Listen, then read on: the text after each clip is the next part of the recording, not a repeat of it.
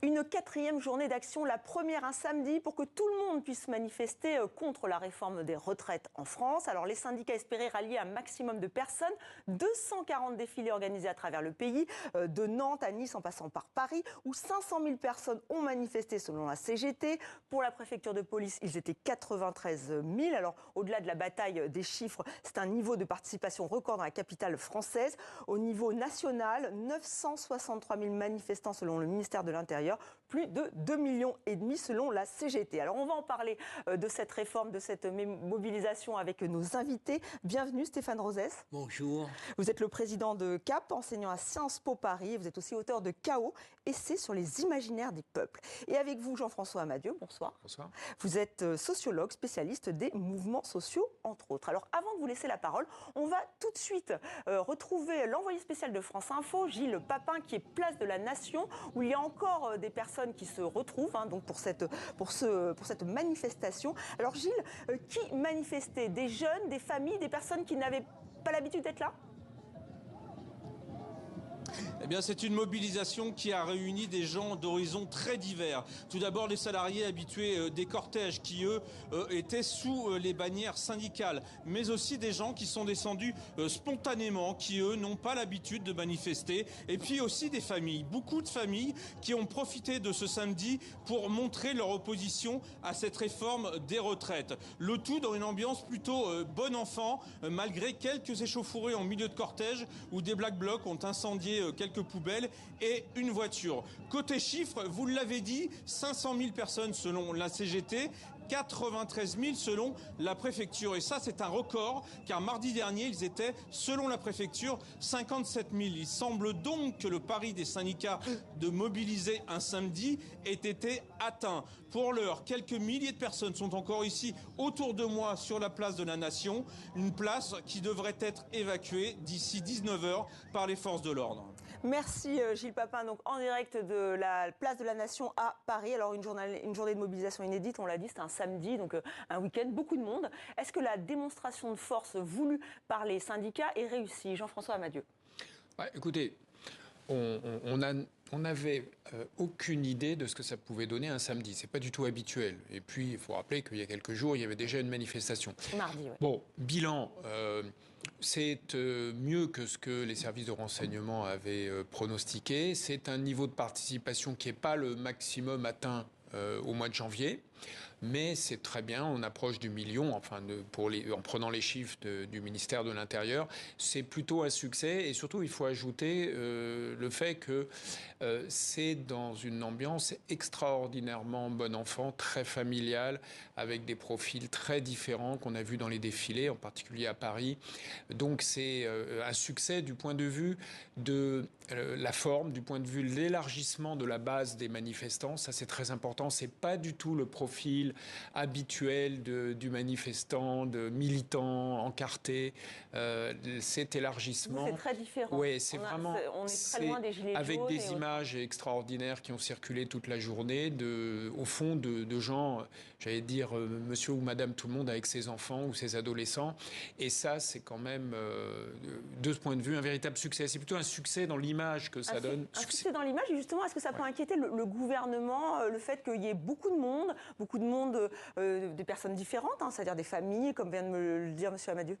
Oui, symboliquement, ça peut l'inquiéter. Au fond, dès le départ, les observateurs, Jean-François Amadieu, nous avions observé que les Français, 2 tiers des Français soutenaient le mouvement social, faisaient grève par procuration. Et comme le disait Jean-François Amadieu très justement, la nouveauté de ce samedi, c'est la symbolique. C'est-à-dire qu'avant, il y avait d'un côté les grévistes, c'est très engageant, ça coûte cher de faire grève, surtout dans le moment actuel. Et puis de l'autre, il y avait l'opinion sondée.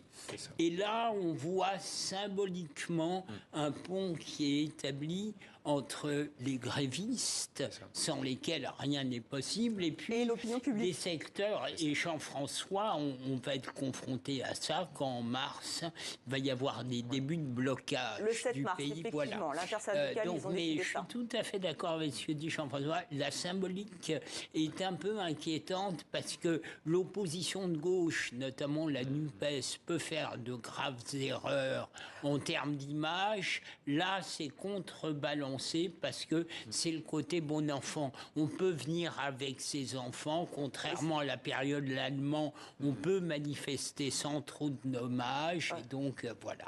Très bien. Alors, non, on va écouter, si vous le voulez bien, parce que vous avez évoqué la NUPES. Effectivement, les politiques étaient là aussi. C'est aussi la différence avec les autres journées de mobilisation. Ils n'étaient pas en tête de cortège, mais quand même. On va écouter Jean-Luc Mélenchon.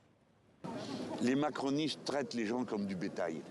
Ils considèrent qu'il suffit de les prendre à la gorge et de leur serrer la gorge assez longtemps pour qu'ils cèdent. Je pense que M. Macron, s'il compte sur l'usure, se trompe de pays. Ça ne m'étonnerait pas, mais ici c'est la France.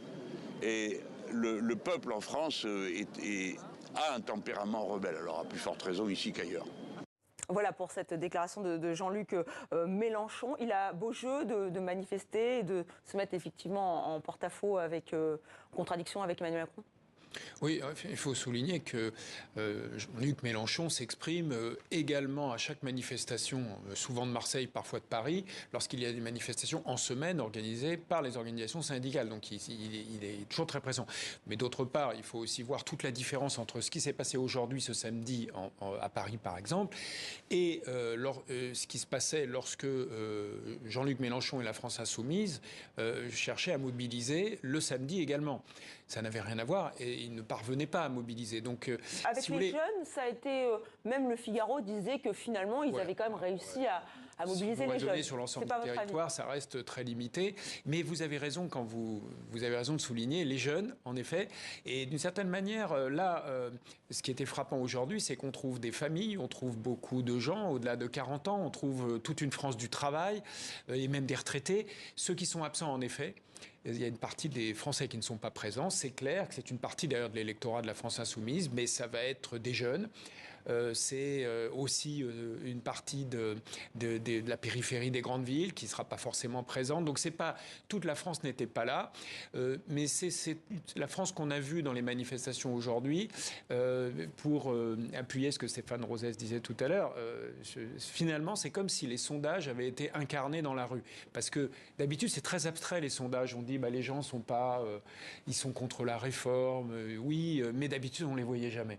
Et au fond, c'est comme s'il y avait eu des porte-voix politiques ou d'organisations syndicales, mais c'est pas des vrais gens. Et là, en fait, on les voit. C'est ça qui était frappant. D'ailleurs, on voit ce dernier sondage qui a été demandé par Libération avec cette contre la réforme des retraites, 56% des personnes interrogées. Est-ce que le gouvernement peut rester inflexible? Elisabeth Borne l'a dit dans le Parisien cette semaine. Je ne suis pas là pour avoir des états d'âme.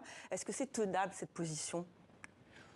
Au fond, on a compris que beaucoup dans cette réforme avaient une motivation politique pour le président de la République, montrer qu'en dépit de toutes les difficultés, incertitudes, il continuait à réformer.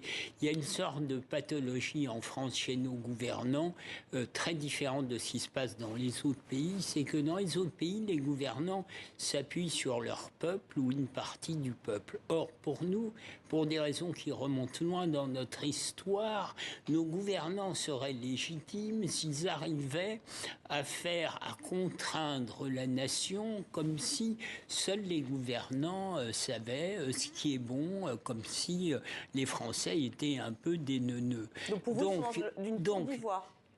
Oui, c'est une tour d'ivoire et c'est une façon pour Emmanuel Macron qui ne peut pas se représenter de dire eh bien ce mandat a un sens et ça a toujours un sens de gouverner. Mais ça se fait en général par rapport à la nation dans une posture de surplomb indexée évidemment sur des logiques européennes et autres. Mais au fond, pour aller répondre directement à votre question, on le sait bien, le gouvernement ne cédera pas, sauf s'il y a l'alliance de deux choses, blocage du pays et maintien du soutien de l'opinion. Moi, je pense qu'il y aura de toute façon, quoi qu'il arrive, soutien de l'opinion. Je ne sais pas ce qu'en pense Jean-François, mais le vrai sujet, c'est est-ce que des secteurs, les raffineries, les transports, l'énergie, vont commencer à bloquer le pays, de sorte que la pression sur l'exécutif ne vienne pas seulement de l'opinion,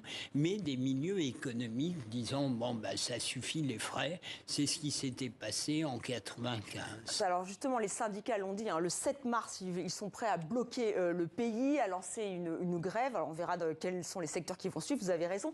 Justement, là, c'est un changement de stratégie parce que là, effectivement, il y a aujourd'hui ce samedi, mobilisation familiale, bon enfant. Jean-François Amadieu, ça va se durcir, ils vont changer. Alors, l'élément effectivement nouveau, c'est que là, Laurent Berger, la CFDT et les autres organisations syndicales réformistes, mais concerne surtout la CFDT, ont clairement, dans l'intersyndicale, ce matin, indiqué que, naturellement, à partir du 7, il faudra, pour reprendre leur terme exact, arriver à une situation de, non pas de blocage, c'est pas le terme employé, mais la France doit s'arrêter. Oui, voilà. S'arrêter. S'arrêter. C'est pas exactement la même chose. Ça va être très intéressant à observer parce que la forme habituelle, c'est en effet les raffineries, les transports, c'est ce qu'on a connu d'habitude, ce qui conduit à un blocage d'une partie de l'activité et parfois, effectivement, aux manifestants, aux grévistes de gagner. Là, par exemple, je vais prendre un exemple, Laurent Berger explique que ça pourrait consister à aussi autre chose, que les commerçants baissent leurs rideaux, que au fond, un peu comme si l'ensemble du pays, et pas juste les grévistes habituels et les bataillons de la CGT, de la SNCF ou des raffineries, mais plus généralement. Alors, est-ce qu'il y arrivera ? Oui, parce qu'il faut pourquoi il faut changer ? Parce que c'est compliqué aujourd'hui de faire grève, parce que là, on doit s'inscrire dans le temps, il y a l'inflation, ça coûte cher de faire grève. C'est parce que la stratégie poursuivie... Alors, bien sûr, il y a la question du coût. Il y a deuxièmement le fait que, pour la CFDT, il y a l'idée qu'il faut garder un niveau très élevé dans l'opinion, car il continue à avoir la conviction qu'il peut obtenir un résultat. Peut-être que c'est une erreur, mais pour l'instant, la conviction de Laurent Berger, c'est qu'il va arriver.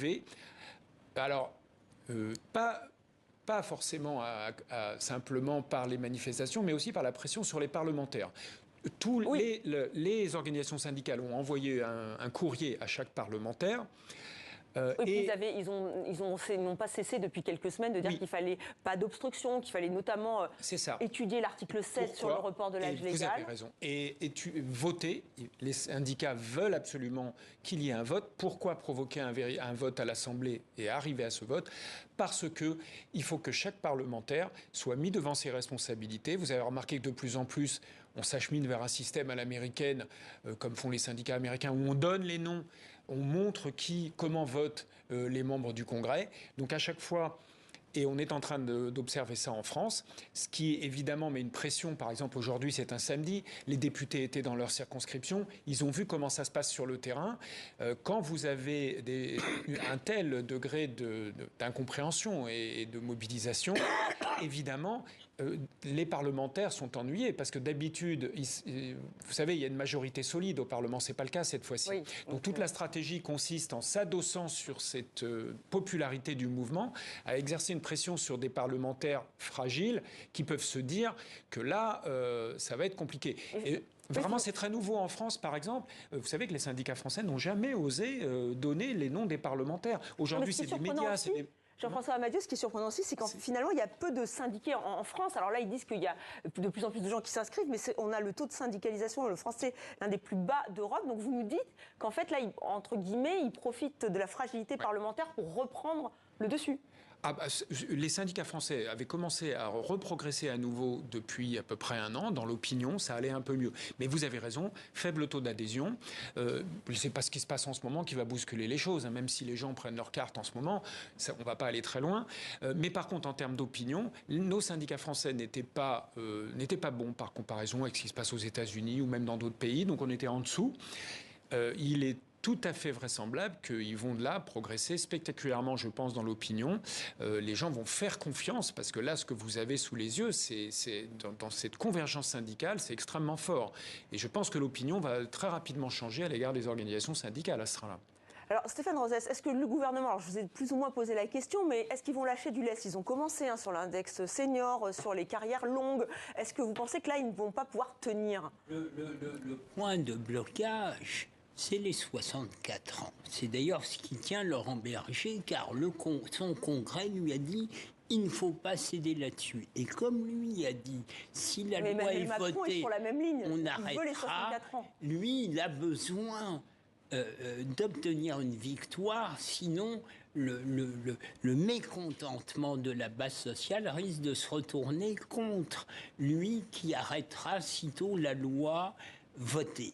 Donc, tout le monde se focalise sur la seule chose des 64 ans. Et de ce point de vue-là, Laurent Berger a été très ferme parce qu'au fond, c'est ça qui tient le champ syndical. Ça a été dit, la tradition française de la question sociale, elle avance par le politique. Nous ne sommes pas un pays social-démocrate de tradition.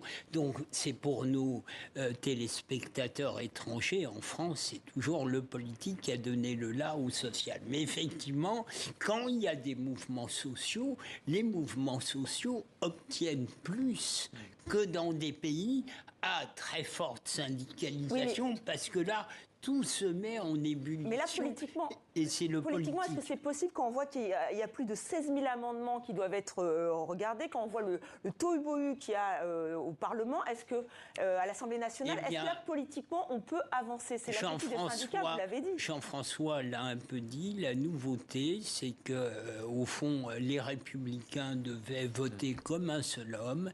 Eh bien, le groupe est en train de se fissurer pour les raisons indiquées. C'est que les députés de base sur le principe pour la retraite à 64 ans, ils voient ce qui se passe chez eux.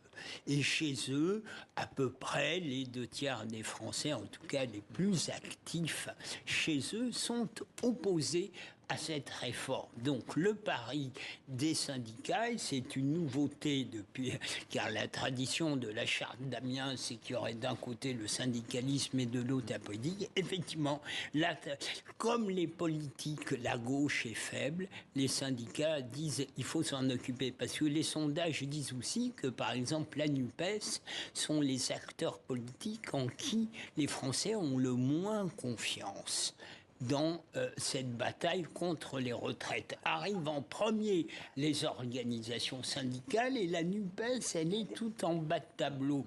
Donc les syndicats essayent de faire bouger de l'intérieur par les députés en se dégageant de la volonté de la NUPES et de Mélenchon de sans cesse dire c'est nous le principal opposant. Alors juste très brièvement, le bras de fer il va continuer, il y a le 16 février, il y a le 7 mars, on est parti pour des semaines, des mois selon vous? Non, pas des semaines et des mois, parce que comme Stéphane le rappelait très bien, n'oublions pas qu'à partir du vote, s'il y avait un vote in fine à l'Assemblée, à la fin, Laurent Berger a bien indiqué qu'il arrêterait. C'est-à-dire qu'il ne remet pas en cause, lui ne se battra pas une fois qu'un texte sera voté. Voilà, mais il faudra attendre que ce texte soit voté. Donc voilà, c'est pour dire que voilà. Voilà, notre temps malheureusement est imparti. Merci messieurs pour cet échange très intéressant sur cette réforme des retraites. On n'a pas fini d'en parler évidemment.